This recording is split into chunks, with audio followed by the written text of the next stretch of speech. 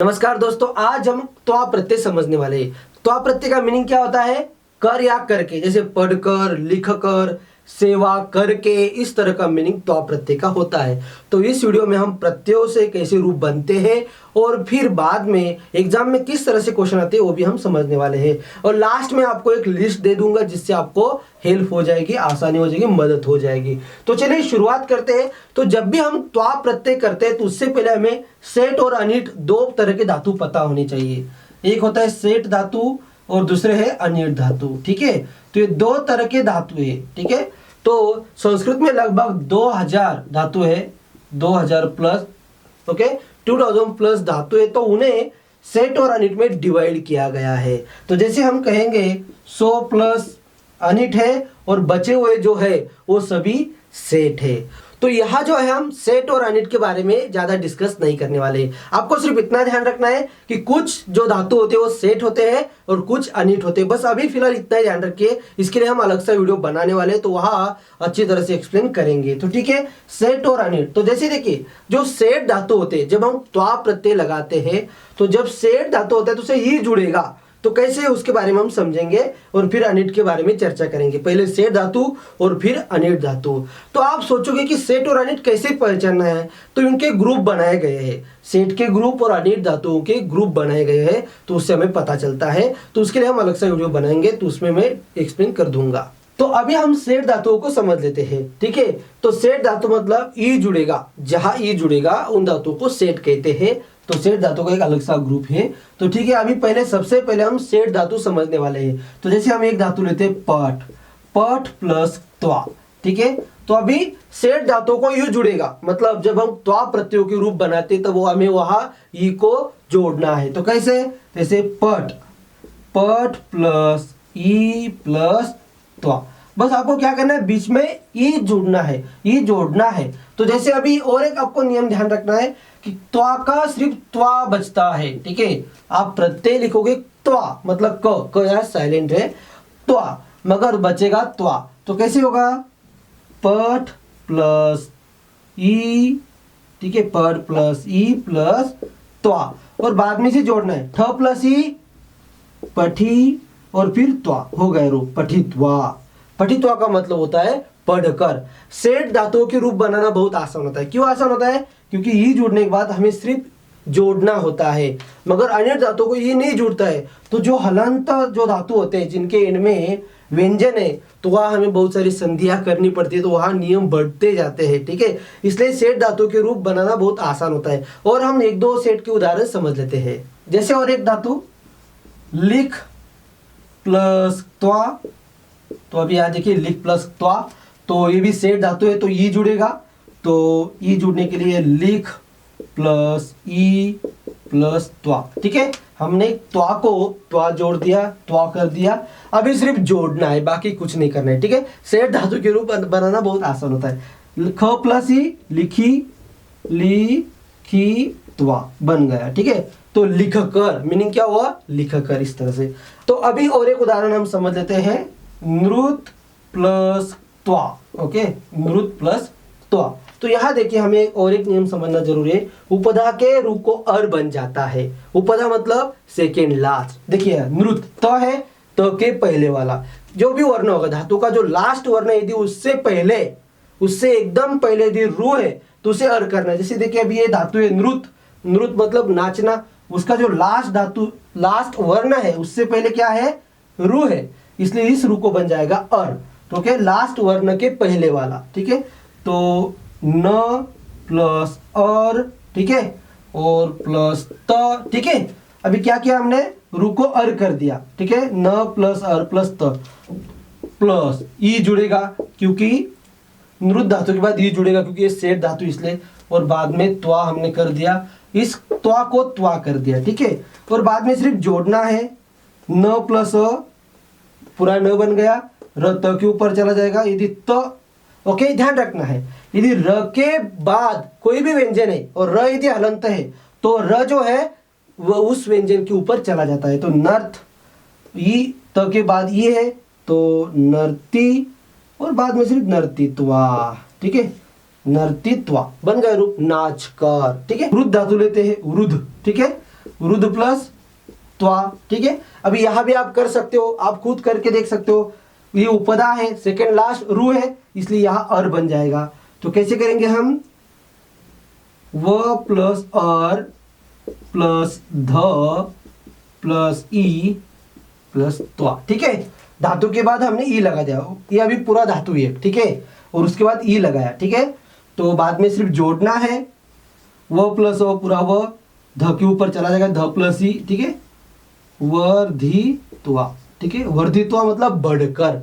तो ठीक है, इस तरह का ये नियम हो चुका है। और हमने सेठ धातु के कुछ उदाहरण अभी समझ लिए। अभी हम अनिट के ओर जाते हैं। अनिट धातु के लिए काफी सारे नियम है, ठीक है, मगर यहाँ में जो जरूरी है मैंने वही 1-2 नियम दिए हैं। 4-5 धातुओं के लिए भी नियम बनाए गए, 2 धातुओं के लिए भी नियम बनाए गए। तो नियम समझने जैसा है, वो रूपी याद कर लो, ठीक है। तो लास्ट में मैंने एक लिस्ट ही दी है, आप वो देख लीजिए। तो चलिए हम बेसिक जो नियम है जो हमें जरूरी पड़ते हैं उन नियमों को हम समझ लेते हैं। तो अनिट धातु का मतलब है यहाँ ई नहीं जुड़ेगा, बस इतना ध्यान रखना है। और ई न जुड़ने के कारण नियम ज्यादा लगते हैं। तो कुछ जगह पर नियम नहीं लगते तो आसान हो जाते, जैसे देखिए अभी अनिट धातु, क्रू धातु अनिट है, क्रू प्लस त्वा, ठीक है, क्रू प्लस त्वा। यहाँ अनिट होने के कारण ई नहीं जुड़ेगा, क्रू प्लस त्वा, बस यही करेंगे हम, क्रू प्लस त्वा। अभी यहाँ देखिए तो रू है, रू को और बनेगा नहीं बनेगा, क्योंकि यहाँ उपदा सेकेंड लास्ट, अभी ये तो लास्ट है रू, तो नहीं बनेगा, बस जोड़ देंगे, कृत्वा बन गया, ठीक है। इस तरह से कृत्वा, तो ये स्वरांत हुआ इसलिए यहाँ कोई नियम नहीं लगा, ठीक है। अनिट धातु और स्वरांत है इसलिए नियम नहीं, ठीक है। तो कृत्वा करके। अभी और एक नियम समझ लेते हैं अनिट का ही। जैसे अभी एक हुआ उदाहरण, दूसरा एक लेते हैं, जैसे गम धातु। गम धातु है, गम प्लस त्वा है। अभी अनिट होने के कारण यदि आपके मन में अभी भी डाउट होगा कैसे सेट पहचानना है, कैसे अनिट पहचानना है, तो उसके लिए हम अलग से वीडियो बनाएंगे। अभी सिर्फ आप इतना ही ध्यान रखना है कि कुछ धातु सेट है और कुछ अनिट है। अभी हम जो देख रहे हो सभी अनिट धातु है, तो यहाँ ई नहीं जोड़ेंगे, ठीक है। तो गम, तो यहाँ देखिए धातु के अंतिम म का लोप, मतलब यदि धातु के एंड में यदि म है, ओके, तो उसका लोप हो जाता है, मतलब वो डिलीट हो जाता है। तो ग प्लस त्वा, और बाद में सिर्फ जोड़ देंगे, ग में अ है, अब ये स्वरांत बन गया इसलिए यहाँ भी कोई नियम नहीं, तो सीधा गत्वा, ठीक है। गम प्लस त्वा गत्वा, जाकर, इस तरह से, ठीक है। अब यहाँ और एक नियम है, च और ज को क बन जाता है, ठीक है। च और यदि धातु के अंत में यदि च या ज है तो उन्हें क बन जाता है। तो उसमें जो एक एग्जाम्पल है, जैसे पच प्लस त्वा है, ठीक है, पच प्लस त्वा। तो यहाँ देखिए अभी च है, धातु के अंत में च है, इसलिए च हो या ज हो तो क बन जाएगा। तो पक प्लस त्वा, ठीक है। और अनिट होने के कारण ई नहीं जुड़ेगा, तो पक्त्वा, ओके। पक्त्वा मतलब पकाकर। दूसरा उदाहरण उसके लिए त्यज है, ओके। ज को क, च हो या ज हो, क बनेगा, तो त्यज प्लस, ओके। हम डायरेक्टली यहाँ त्वा, ओके, यहाँ डायरेक्टली त्वा लिया है हमने, तो ठीक है। तो यहाँ उसे ऐसे कर देते त्वा, जिससे आपका कंफ्यूजन ना हो। पच प्लस त्वा, पक त्वा, ओके, पक त्वा बन गया। त्यज प्लस त्वा। अभी देखिए ज है, तो ज को क्या बन जाएगा, ज को क बन जाएगा, तो क बना दिया, ठीक है। और त्यक प्लस त्वा, ओके, त्वा को त्वा बन जाता है, क हट जाता है, ओके। ये जो त्वा है उसे त्वा बन जाता है, ठीक है, इस तरह से। तो बाद में सिर्फ जोड़ना है, त्यक्त्वा, ठीक है। त्यक्त्वा मतलब छोड़कर, त्याग करके, ऐसा भी आप कह सकते हो। द्रुश प्लस त्वा, ठीक है। द्रुश प्लस त्वा धातु है, तो श को क्या बन जाएगा, श बन जाएगा। छ हो या श हो, श ही बनने वाला है। तो जैसे ही द्रुश ऐसे श बन जाएगा, तो ये जो त है, ओके, त को ट बन जाएगा। जैसे हम इस श को श करेंगे, तो उसके सामने जो त है उसे भी ट बन जाएगा।